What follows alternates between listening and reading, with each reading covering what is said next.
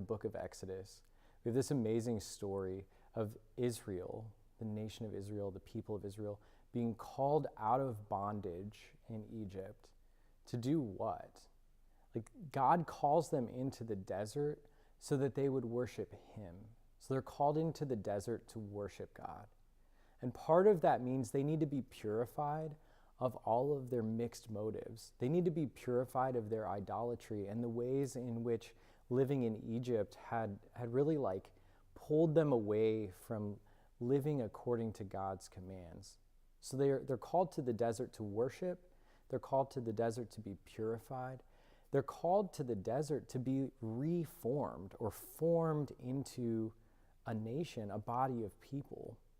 And ultimately, they're formed into a community. So we have these four aspects of this being called to the desert: to worship, to be purified, to be formed, and to grow as a community. We see basically the exact same thing happening with the desert fathers in the early church. We have these men who long to worship God and him alone, to seek God alone. And so they go out to the desert where they can seek God. And then what happens? They're purified. They really do battle with the influences of the world. They do battle with their passions, the flesh, and they do battle against the devil. So they're purified, and in part of that process of being purified, they're formed or they're reformed as new men in Christ. And then communities start forming in the desert. This always blows my mind. It's like this guy goes out to the desert, and now all of a sudden, like, everyone wants to go to the desert. So they form these monastic communities.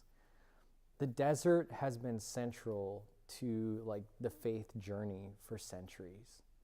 Jesus spent time in the desert. And we want to spend time in the desert too, each month, basically, during the year, taking time to go to the desert together, to seek the Lord together, to worship him, to be formed in the faith, to be formed in different aspects of youth evangelization, to be purified of our mixed motives, to be purified of those ways in which we've let our hearts go astray, and to grow as community.